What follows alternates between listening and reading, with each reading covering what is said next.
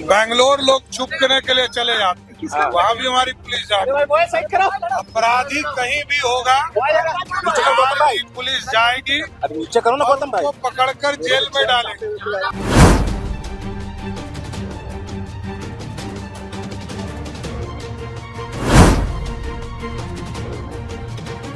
नमस्कार।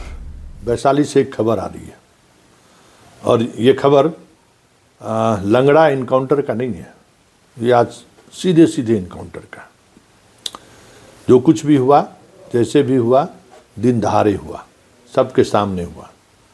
और जिस पर हुआ वो बिहार का सबसे बड़ा अपराधी कह सकते हैं आप, सोना लूट का मास्टरमाइंड। उस मास्टरमाइंड का राइट हैंड प्रिंस को एसटीएफ ने इनकाउंटर में मार गिराया है।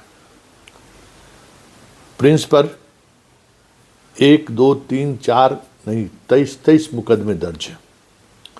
बिहार और बिहार के बाहर पंजाब, यूपी, बेंगलुरु, उड़ीसा, कौन सा स्टेट नहीं है जिस स्टेट में इसके खिलाफ मुकदमा दर्ज ना हो। जहां कहीं भी देश में सोना लूट हुआ, प्रिंस का नाम आया। जहां कहीं भी बैंक के लॉकर की लूट हुई, नाम प्रिंस का आया।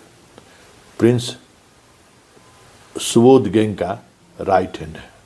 वही सुबोध जो बंद तो कलकत्ता के जेल में है, लेकिन उसी जेल से पूरे देश में सोना लूटने का काम करता है। उसी का एक शागिर्द ये भी था प्रिंस। पर हम महज 26 वर्ष उम्र रहा होगा। इस उम्र में इसने वो कारनामा किए अपराध के फील्ड में जो लोग सोच नहीं सकता है। पीएमसीएच में भर्ती था, वहीं से फरार हो गया। 2 वर्ष से लगभग फरार था ये। एसटीएफ को उसी दिनों से इसकी तलाश थी।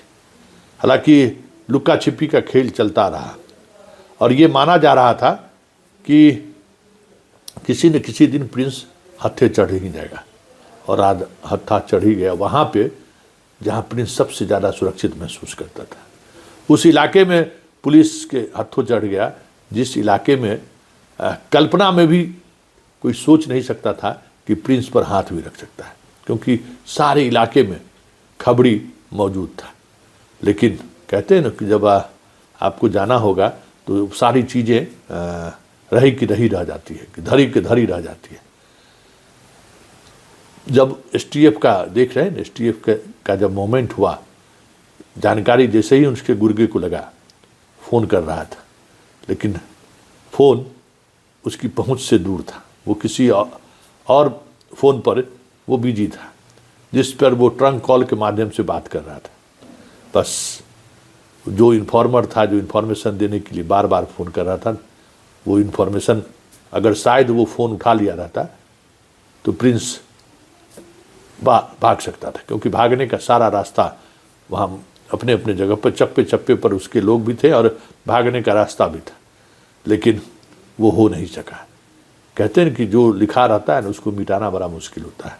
और जैसे ही ये देखा कि हम चारों तरफ से घिर गए, और आज समर्पण करने का मतलब है, सरेंडर करने का मतलब है कि जितने मुकदमे दर्ज हैं, फिर जेल से निकलना मुश्किल हो जाएगा। बड़ी मुश्किल से ये पीएमसीएच से फरार हुआ था, बेऊर जेल में बंद था, और इसके फरार होने में भी उस वक्त के जेलर पर कई तरह के गंभीर आरोप लगे थे। खैर, आज जो कुछ भी हुआ दिन के उजाले में हुआ, और इतना सटीक इन्फॉर्मेशन एसटीएफ के पास था कि जिस घर में ये मस्ती कर रहा था, ठीक उसी घर का आज सुबह से ही एसटीएफ रेकी कर रही थी। यूँ कहें कि 2 दिनों से एसटीएफ उस घर की रेकी कर रही थी कि प्रिंस का, क्योंकि देखने में इतना यंग और एनर्जेटिक लग रहा था ना कि इसको पहचानना मुश्किल था कि यही प्रिंस है। बड़ी मुश्किल से आज सुबह पहचान में आया कि नहीं, यही प्रिंस है। और उसके बाद एसटीएफ चारों तरफ इलाके को घेर लिया, और अंत में जैसे ही दोनों तरफ से ठाई ठाई होनी शुरू हुई, उस ठाई ठाई में ये ऊपर की ओर चला गया। सुनिए इस इनकाउंटर के बाद वैशाली एसपी क्या कहते हैं, और सदन से बाहर निकलने के बाद विजय चौधरी क्या कहते हैं, जरा आप भी सुनिए।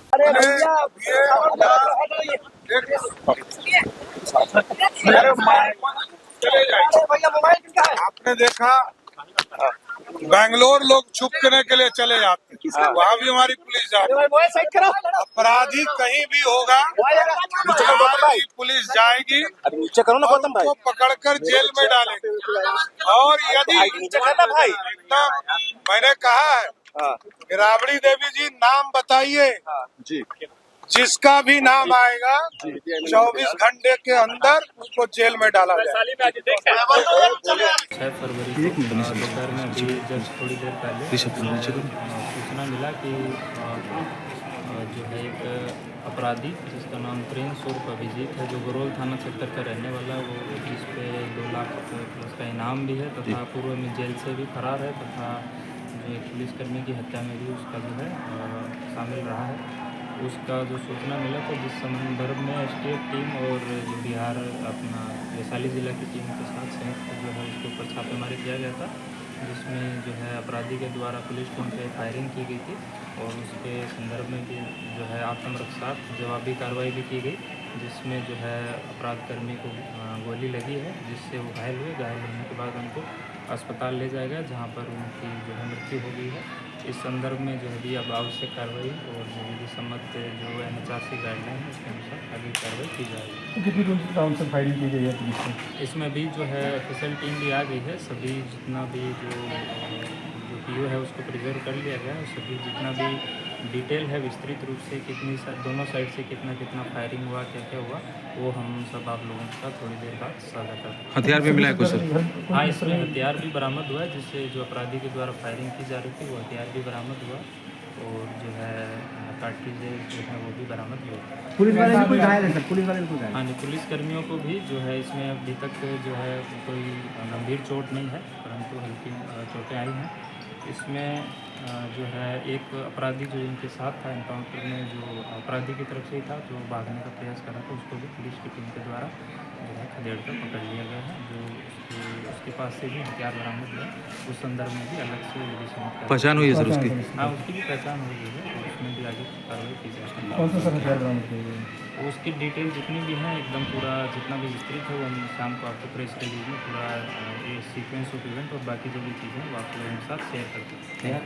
6 फरवरी को दोपहर में अभी जस्ट थोड़ी देर पहले सूचना मिला कि जो है एक अपराधी जिसका नाम प्रिंस उर्फ अभिजीत है, जो गरोल थाना क्षेत्र का रहने वाला, वो जिस पे 2 लाख प्लस का इनाम भी है तथा पूर्व में जेल से भी फरार है, तथा जो एक पुलिसकर्मी की हत्या में भी उसका जो है शामिल रहा है। उसका जो सूचना मिला था, जिस संदर्भ में एसटीएफ टीम और जो बिहार अपना वैशाली ज़िला की टीम के साथ संयुक्त जो है उसके ऊपर छापेमारी किया गया था, जिसमें जो है अपराधी के द्वारा पुलिस टीम पे फायरिंग की गई थी और उसके संदर्भ में भी जो है आत्मरक्षार्थ जवाबी कार्रवाई भी की गई, जिसमें जो है अपराध कर्मी को गोली लगी है, जिससे वो घायल हुए। घायल होने के बाद उनको अस्पताल ले जाया गया, जहाँ पर उनकी जो है